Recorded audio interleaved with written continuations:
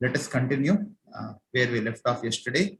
So yesterday we had seen the process in the chapter of the process of executing the Payovrata. And we had seen how Aditi, the mother of the demigods, when the demigods had all disappeared from the heaven, and when Bali Maharaj had occupied their place, how she was lamenting as though she had no protector. And then we have seen how Aditi's husband, Kashyapa Muni, actually arose from a trance of meditation, and he comes and sees the ashram, and he sees that the ashram is looking very dull. It is neither jubilant nor festive as it is supposed to be. Then Kashyapa Muni is concerned, and then he asks Aditi, his wife, as follows. He asks whether there is anything inauspicious that has now taken place in regard to religious principles, the Brahmanas or people in general. Because only when there is inauspiciousness, the environment is very bad. So by this, we can understand the environment of Kali Yuga. We are seeing people are not even able to breathe properly. People are wearing masks. People are scared. All over there is fear. That means how many inauspicious things have been taking place here. Only when there is inauspiciousness, the environment looks very, very morose and very, very dull. Are people able to go confidently from one place to another? No. So all these things Kashyapa Muni is actually asking his wife Aditi. Why is the ashram looking so dull? Or why is it looking in a very, not very enthusiastic? Is there anything inauspicious that has taken place in regard to religious principles? Wherever there is inauspiciousness with regards to religious principle, that place externally also looks very bad. So the Brahmanas or the people in general, that means has any inauspiciousness taken place in regard to religious principles, in regard to Brahmanas or people in general? All these things are taking place in Kali Yuga now. So therefore, our whole environment is completely looking very bad. And then he continues, "Oh, my wife, who are very much attached to the household life, if the principles of dharma, artha, dharmasya arthasya kamasya yatra yogo hyayoginam, if the principles of religion, economic development, and satisfaction of senses are properly followed in household life, one's activities are as good as those of a transcendentalist. Therefore, the artha, the dharma, the artha, and kama should be followed properly. How this one should actually follow the scriptures. And what is the purpose of all this? What is the purpose of following the Varnashrama Dharma? The purpose of following Varnashrama Dharma is to actually become attached to the Supreme Lord, to become attached to Krishna. Ato Pumbir Vijashreshta Varnashrama Vibhagasha Swanushtitasya Dharmasya Samsidir Haritoshanam. Therefore, the purpose of following religion should not be for material endeavor. Although we have some desires, it should be fulfilled in a religious way. It should be fulfilled in a religious way, in such a way that we understand that those desires are actually incorrect gradually. If someone wants to earn money, he can earn in a religious way. Similarly, if someone wants economic development, that can be done in a very religious way. What is the purpose of doing it in a religious way? If it is done in a religious way, according to the system given by the Supreme Lord, according to Varnashrama Dharma, if it is done, then one will be able to transcend those desires. So therefore, he is saying, "Oh, my wife, you are very much attached to household life. Is there any discrepancy?" See, household life means dharma, artha, kama, and moksha. Dharma, artha, and kama mainly. Whether there have been any discrepancies in following the principles when you try to, go for economic development or satisfying the senses? did you not follow any of the principles? I wonder there have been any discrepancies in following these principles. And then he says, I wonder whether because of being too attached to the members of your family, you fail to properly receive uninvited guests. So therefore, all these things are signs of inauspiciousness. What are the different signs of inauspiciousness? You see, inauspiciousness with regards to religious principle, whether Varnashrama was properly followed or not, whether the Brahmanas are respected or not, whether people in general are cared for or not, whether one is actually following the religious principles in order to achieve economic development and satisfaction of senses, or if one does not receive the uninvited guests properly. All these things lead to inauspiciousness, even material inauspiciousness, what to speak of spiritual inauspiciousness. All these things are very, very important part of a proper Vedic culture. So if these things are not followed, then automatically there is inauspiciousness all around. And he further continues. Homes from which guests go away without having been received, even with an offering of a little water, are like those holes in the field, which are the homes of jackals. So he continues to say, did you not receive the guests properly? And then he says, O chaste and auspicious woman, when I left home for other places, were you in so much anxiety that you did not offer oblations of ghee into the fire?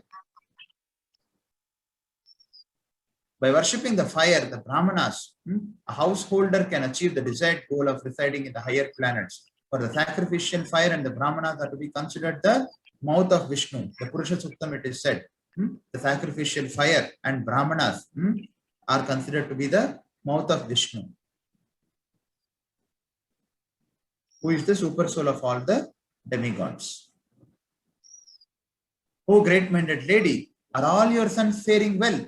Seeing your withered face, I can perceive that your mind is not tranquil. So Kashyapa is very, very expert. He is able to read the face and he is able to understand. So therefore, he is asking many, many questions. Because all the things which Kashyapa Muni is actually asking, they are all those things which contribute to inauspiciousness. And now, finally, he comes. He says, are all your sons faring well? Seeing your withered face, I can perceive that your mind is not tranquil. Your mind is not happy. How is this so? And now, Kashyapa's wife begins to reply. We'll start from here today. Shri Aditi Ruvacha Bhadram Vijagavam Brahmam Dharmasyasya Janasya Cha Trivargasya Param Kshetram Grahamedin Graha Ime. So Aditi continues. Aditi says, oh, my respected Brahmana husband, all is well with the Brahmanas, the cows, religion, and the welfare of other people. O master of the house, the three principles of Dharma, Artha, and Kama flourish in household life, which is consequently full of good fortune. Agnayo titayo bhatya dikshavo ye chalipsava sarvam bhagavato brahman anudhyanan narishyati. O beloved husband, the fire, the guests, the servants, and the beggars are all being properly cared for by me. So he was asking, have you cared the Brahmanas properly? Have you cared the guests properly? Have you cared for the servants properly? So this is Vedic culture.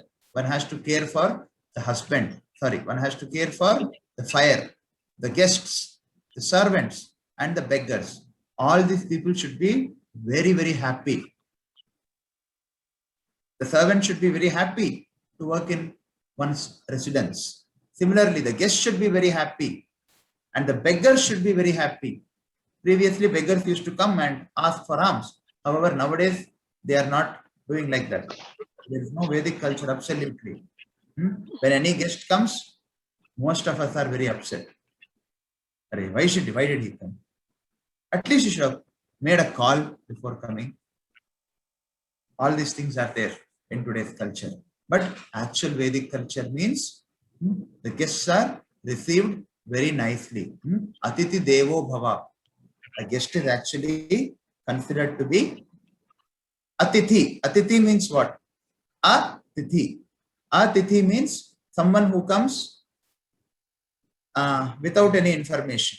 Such a person is called Atithi. So the guests, similarly, the servants who work in the household, they are very, very respected for. This was Vedic system. The servants were so happy. The servants were so happy to serve the master. They would be very happy with whatever they get. And generations together, they would serve the families. For example, if a servant is serving this family, the servant's children also will serve the same family for the next generation. That used to happen. That was the Vedic system, because the servants were so extremely happy, because the master was so extremely very kind. The masters were very kind. So therefore, Aditi is saying all these things.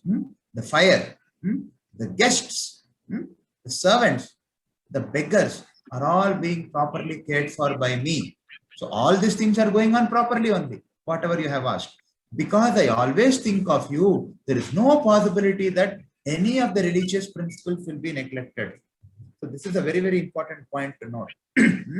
Sarvam Bhagavato Brahman Anudhyanan Narishyati. Because I always think of you. So one must always be attached to a person who is actually following the scriptures. One must be attached to the Guru. In this case, Kashyapa Muni is Aditi's Guru, also apart from being a husband. So therefore, who is a Guru? Guru is a person who actually shows the way. He can be anyone. He can be one's husband also, who is very, very religious and Krishna conscious. He can be a son also. He can be a father also. Father can also be a Guru. In fact, a father is also a Guru only, if he is a very Krishna conscious person. The mother is a Guru for the child. Similarly, for the wife, the husband is the Guru, if the husband is properly situated. So, Aditi is saying that because I always think of you, such a wonderful reply it is. Because I am always thinking of you, oh my dear husband. And who is the husband? The husband is a staunch follower of the religious principle. Husband is a very advanced devotee of the Supreme Lord. Because I always think of you, there is no possibility that any of the religious principles will be neglected. Dharmasya tattvam hita guhayam mahajanoyena katasya panta. Where is dharma hidden? How is dharma? How is dharma known? How do we know what is dharma and what is adharma? Only by association. Association of people who are following certain principles. If we are attached to certain persons, then we would want to conduct our life in a certain way. So this is a very important point to understand. All of us must actually cultivate attachment for some personality like this. For some personality who follows the religious principles properly. All of us must cultivate attachment towards some personality who is practicing Krishna consciousness nicely. Only then we will remember the principles of Krishna consciousness. That is the only way you can actually always be Krishna conscious. By always remembering the person. By always remembering the person who is practicing these principles properly, who is an advanced devotee in Krishna consciousness, who is very sincere in the path of Krishna consciousness, and of course, the one whom Lord has sent to us to actually help us in our spiritual life. So when we remember those personalities, we will actually remember what is religion and what is irreligion. What is bhakti and what is not bhakti. So one must actually be constantly in association of such persons, and one must cultivate attachment for such person. In the Srimad Bhagavatam it said, Susrusho Shraddha Dhanasya Vasudeva Katha Ruchi Syan Mahat Sevaya Vipra Punya Kirtani Nishevayat. So what does that mean? Susrusho Shraddha Dhanasya Vasudeva Katha Ruchi. If you want to get Ruchi, if you want to get attraction to Lord's pastimes, if you want to get attraction to Krishna Katha, what should you do? Susrusho Shraddha Dhanasya. You have to serve those personalities who have that attachment. So similarly, here Aditi is very much attached to her husband. Because I always think of you, there is no possibility that any religious principles will be neglected. So therefore, when we are attached to certain personalities, then we always remember what is religion and what is not religion. In fact, this is the only way it is possible. One must be attached to such a person and one must always be in a mood of serving and pleasing that person. Yasya prasadat bhagavat prasado, yasya prasadan nagati kutopi. Why? Because such a person is none other than the representative of the Supreme Lord. साक्षात् हरित्वेन समस्त शास्त्रे उक्तस्तथा भाव्यते एव सद्भिः किन्तु प्रभो या प्रिय एव तस्य वन्दे गुरो श्री चरणारविन्दम्. Then Aditi continues. को नु मे भगवान् कामो न सम्पद्येत मानसा यस्या भवान् प्रजाध्यक्षा एवं धर्मान् प्रभासते. She continues, oh my Lord, since you are Prajapati and are personally my instructor in the principles of religion, there is the possibility that all my desires will not be fulfilled. Then she says, you are a Prajapati and you are personally my instructor in the principles of religion. There is the possibility that all my desires will not be fulfilled. Therefore, it means that when one is actually following a person who is a proper follower of religious principles, all of one's desires will be fulfilled. So therefore, one must always take to the guidance and instructions of such personalities who are attached to religion. And what is the religion? What is the real religion? Real religion is what is dharma. Dharma is there, various levels of dharma are there. But what is the topmost religion? Paro dharmo. Save pumsham paro dharmo. Yato bhakti radokshaje. So therefore, if one is attached to the person who is actually very Krishna conscious, who is following the paro dharma. What is that paro dharma? A bhakti. Save pumsham paro dharmo yato bhakti radokshaje. So therefore, when one is attached to the person who is following Krishna consciousness properly, then all of one's desires are fulfilled. That is why we offer a prayer every day. Mancha kalpatarubhyascha kripa sindubhyarevacha kripa sindubhyarevacha patitanam pavanebhyo vaishnavebhyo namo namaha. So when one follows a Vaishnava, when one takes instructions from a Vaishnava, when one cultivates proper relationship with Vaishnava, with proper service attitude, and when is ready to serve and please the Vaishnava, then all of one's desires will be fulfilled. Tavaiva maricha manashariraja, Tavaiva maricha manashariraja, Praja ima satvarajastamo jusa, Tamo bhavanstash, Asuradishu prabho, Tathapi bhaktam bhajate maheshvara. So she continues,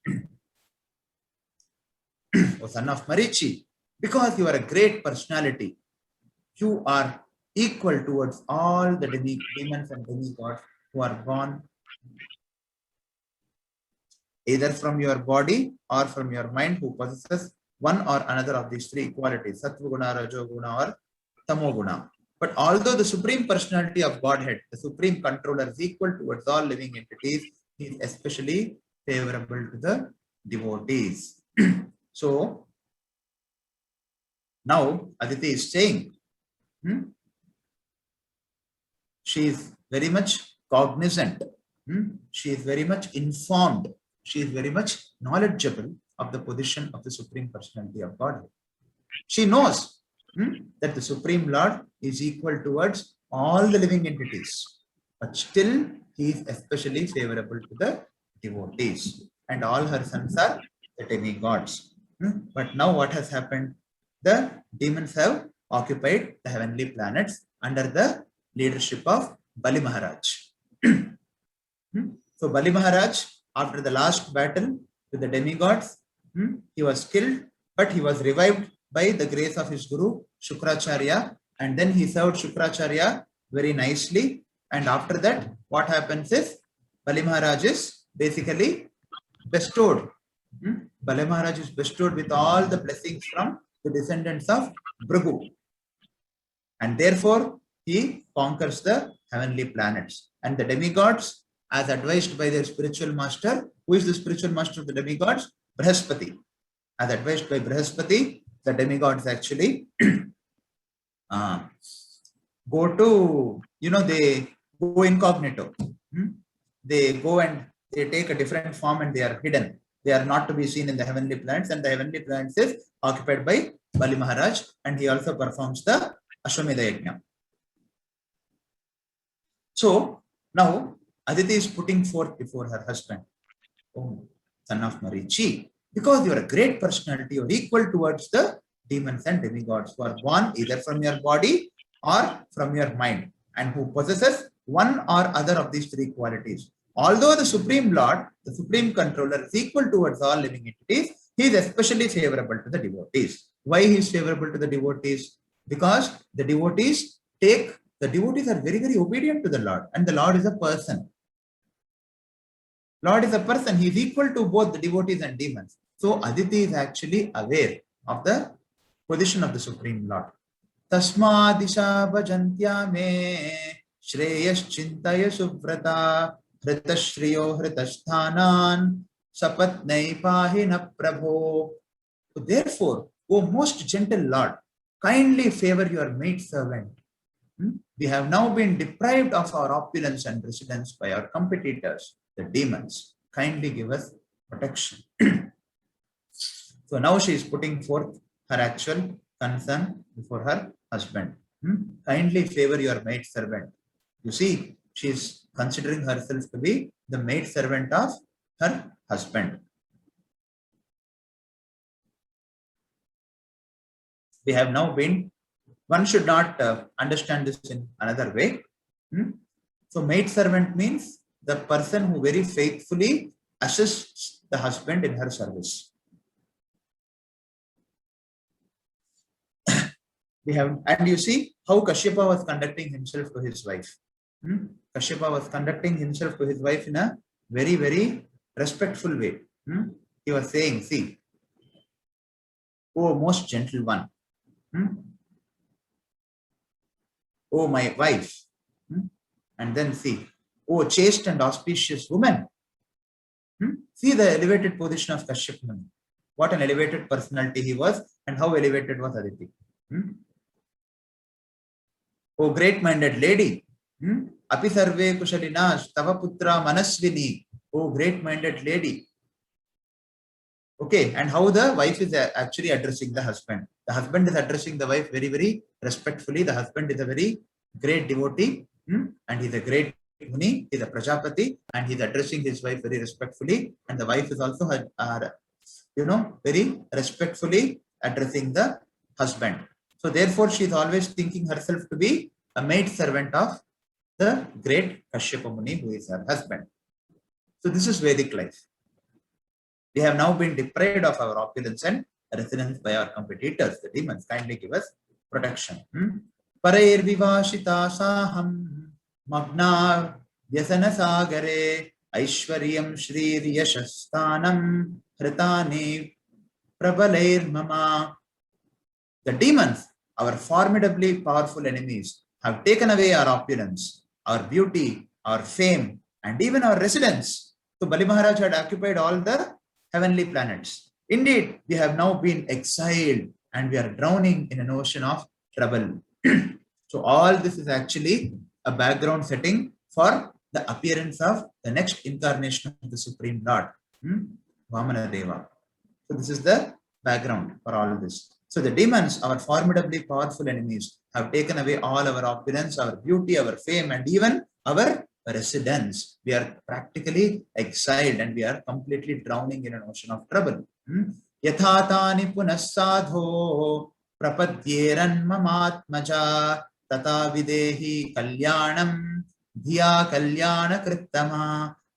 Oh, best of the sages, best of all those who grant auspicious benedictions, please consider our situation and bestow upon my sons the benedictions by which they can regain what they have lost. So, as a mother who is very naturally affectionate towards her sons, she is actually approaching her husband, the great Kashyapa Muni, and she is actually requesting Kashyapa Muni to kindly restore whatever has been lost by the demigods. Shri Sukha Uvacha Evam Abhyartito Ditya Kastam Saha Smayan Iva Aho Maya Balam Vishnu Sneha Baddam Idam Jagat. So Shukadeva Goswami continues. When Kashyapa Muni was thus requested by Aditi, he slightly smiled. Alas, he said, how powerful is the illusory energy of Lord Vishnu, by which the entire world is bound by affection for children. Such a great personality he was. He understood this principle very. See, he knows that his wife, Aditi, is a very qualified woman. In fact, she was speaking about religious principles. She also spoke that the Supreme Lord is actually not partial, but still he is more favorably disposed towards the devotees. Despite knowing all these things and despite being aware of all the religious principles, despite being a very, what do you call, a very faithful follower of the religion, still she is bound. The bonding between the mother and the children is so strong. Tayor mito hridaya granti mahor ato graha kshetra sutapta vitteir janasya mohoyam aham ameti. So this is the reason. In the material world, the attraction between a man and woman is so strong. And what is the consequence of that attraction? The consequence of that attraction is that one always thinks in terms of I and mine. So because of that attraction, what happens? Tayor mito hridaya granti mahur. Because of that, a knot is very strongly tied in the heart. And then what happens because of that? Ato graha kshetra sutapta vitteir janasya mohoyam aham ameti. One becomes attached to the extended body, like Sutta, Apta, Vitta, then Janasya Moha. Then one is into the illusion of Aham Ameti. So now she's speaking about mind. Before she was speaking all the religious principles. You see, but the Lord is the supreme controller. He is equal towards everyone. He is especially favorable to the devotees. But how come, now she says, you see, now we have been deprived of our opulence and residence by our competitors. Now the Lord is equal, right? But still she is attached to her sons who are the demigods. Although she knows that the Lord is not partial, still she knows that, still, she is actually feeling bad. She knows about the Lord, she is aware about the Lord, but still she is having that feeling of my sons. So this is what Kashyapa Muni is actually advising here. Alas, how powerful is the illusory energy of Lord Vishnu? And why is this? What is this feeling of attachment between mother and children actually? What is this feeling of attachment? This is actually a product of illusion only. Although in material world, mother's love is the highest love in the material world. But still, that is also a part of the Maya created by the Supreme Lord.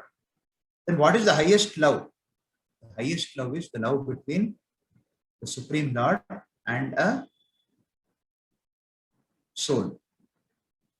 That love is the highest love. Every life we are going to have one mother and one father. Of course, in the material world, love of the mother is highest. But still, you see here Kashyapa Muni is telling how powerful is the illusory energy of the Lord, by which the entire world is bound by affection for children. So therefore, he continues. Vadeho bhautiko natma vachatma prakrite para kasya ke pati putradya moha evam hi karanam. Kashyapa Muni continued. What is this material body? Made of 5 elements. Vadeho bhautiko natma vachatma prakrite para. It is different from the supreme, from the spirit soul, the para prakriti and apara prakriti. Indeed, the spirit soul is completely different from the material elements from which the body is made. But because of bodily attachment, one is regarded as a husband or son. These illusory relationships are caused by misunderstanding. So Kashyapa Muni is highlighting this. Although my wife is speaking, although you are speaking, so he is actually telling his wife. Sukadeva Goswami is telling this. Kashyapa Muni continued speaking like this to his wife. What did he say? What is this material body? It is nothing but 5 elements. Although you know so many things, still you have become attached to your children. So these illusory relationships are caused by understanding. So how powerful is the illusory energy of the Supreme Lord.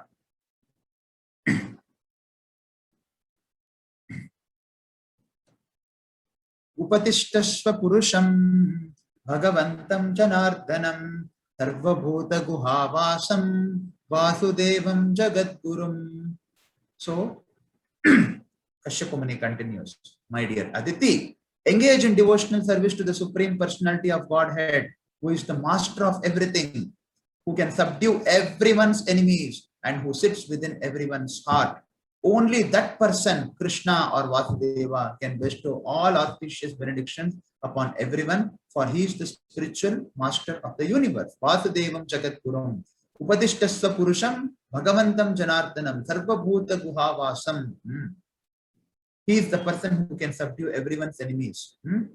Vasudevam Jagadgurum. So therefore, an important lesson is that whatever may be our situation, whether we have some material desires or whether we have some spiritual desires, whatever may be our situation, one must always engage in devotional service. Here if we see Aditi, she is actually a religious lady and she knows what is religion, irreligion. She is very devoted to her husband. She is very much aware. She is very much in knowledge of the supremacy of the Supreme Lord. But still, there is a desire that her sons are actually deprived of their opulences. So Kashyapa Muni is actually able to understand this, that despite being in so much knowledge, still, because of the illusory energy of the Lord, because of the power of the illusory energy of the Lord, my wife is still speaking in terms of mine and yours, aham and ameti. How powerful is this illusory energy of the Supreme Lord? So he is actually smiling very gravely, and then he is telling that these illusory relationships are just because of our misunderstanding. Why are we in this material world? We are in this material world because we have been rebellious of the Supreme Lord since time immemorial. We wanted to enjoy. We wanted to become the Lord. We wanted to enjoy, separate from the Lord. So therefore, this material world has been created by the Lord. And then a living entity is put into this material world. And then when he is put into this material world, he is actually conditioned by the three modes, the three gunas. And when he is conditioned by the three gunas, he accumulates karma. He performs certain actions under the influence of these three gunas, and then he accumulates karma, and perpetually he is put into the cycle of birth and death. So therefore, what happens? Increasingly, one always thinks in terms of one's body, because one misidentifies himself with the body, forgetting that he is the spirit soul. He is an eternal servant of the Supreme Lord. Forgetting one's real position, the more one is actually influenced by the three modes, the more one forgets his constitutional position as the soul, as the spirit soul, as the eternal servant of the Lord, and the more one is implicated in bodily conception of life. So therefore, Kashyapa Muni still, when you approach a devotee, the devotee never leaves you hopeless. The devotee will never leave you hopeless. If you approach a devotee, if you approach a genuine devotee for help, he will never leave you in a very hopeless situation, or he will always give you the best advice. So therefore, Kashyapa Muni actually advises his wife to actually take to the process of devotional service, because by devotional service, everybody can be purified. Akama sarvakamo va moksha kama udaradhi tivrena bhakti yogena yajeta purusham param. So by following the process of devotional service, akama, a person who doesn't have any desires. Sarvakamo va, a person who has all material desires. Moksha kama, a person who actually wants to get liberated. Udharadi, a very magnanimous person. Any kind of person can actually take to Tivrena Bhakti Yogena Yacheta Purusham Param. So therefore, any person can take to devotional service of the Supreme Lord.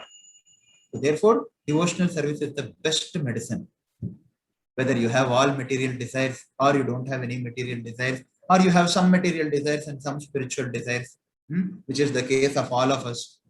If we take to devotional service, if we are sincere in executing the instructions given by the spiritual master, if we cultivate proper relationship with the spiritual master, if we are sincere in rendering our service, and if we are sincerely looking to please the spiritual master and following the process sincerely, then from whichever position we are, we may have 10% spiritual desires and 90% material desires. So slowly we may come up to 20% spiritual desires and 80% material desires. So slowly the spiritual desires will increase. And then when one has 100% spiritual desires, one's life is perfect. So therefore, whoever we may be, whatever position we may be in, one always has to take to the devotional service to the Supreme Lord, beginning with Shravanam and Kirtanam under the guidance of a spiritual master. There is one very nice verse actually. I just recollected that verse. I want to share that verse with you. Yeah. Queen Kunti, the last two verses of her most celebrated prayer, she prays like this. Ata vivesha vishvatman vishwamurte svakeshu me sneha pasham imam chidni dridam pandushu vrishnishu. She prays, O Lord of the universe, soul of the universe, O personality of the form of the universe, please therefore sever my tie of affection for my kinsmen, the Pandavas and the Vrishnis. Queen Kunti was a very, very elevated devotee. This prayer is there in the first canto of Srimad Bhagavatam. So, Queen Kunti, being a lady, she has two families, right? She has the Vrishni family, that is her father's family, and she has the Pandavas, that is her husband's family. So, a lady is naturally affectionate towards both her father as well as her husband. But Kunti Maharani is praying, oh my Lord, please sever, please cut this affection which I have for my kinsmen, that is, whether it be the Pandavas or it be the Vrishnis. So I was just recollecting that prayer. You see, Prabhupada writes in the purport, a pure devotee of the Lord is ashamed to ask anything in self-interest, but the householders are sometimes obliged to ask favors from the Lord. Srimati Kunti Devi was conscious of this fact, and therefore she prayed to the Lord to cut off the affectionate tie from her own kinsmen, the Pandavas and the Vrishnis. The Pandavas are her own sons, and the Vrishnis are the members of her paternal family. Krishna was equally related to both the families. Both the families required the Lord's help because both were dependent. Srimati Kunti Devi wished Sri Krishna to remain with her sons, the Pandavas, but by his doing so, her paternal house would be bereft of the benefit. All these partialities troubled the mind of Kunti. What is this partiality? Thinking, mine and yours. Thinking in terms of body. So all these kinds of designations, although all of them were devotees of the Supreme Lord, Krishna was equally related to Pandavas as well as the Vrishnis. The Supreme Lord was the center. Still, Kunti Maharani is praying like that. That all these partialities, these designations, these partialities actually troubled the mind of Kunti, and therefore she wanted the ties, the affectionate ties, to be cut off. That's why she says, Dridam Pandushu, Sneha Pasham. What is that Pasham? Pasham means the tie. Sneha Pasham Imam Chindi, Dridam Pandushu Vrishnishu. Okay, we can stop for the day. If there are any questions, we can take up for 5 minutes. Okay, if there are no questions, we can stop here. Grantaraj Srimad Bhagavatam ki Jai. Srila Prabhupada ki Jai.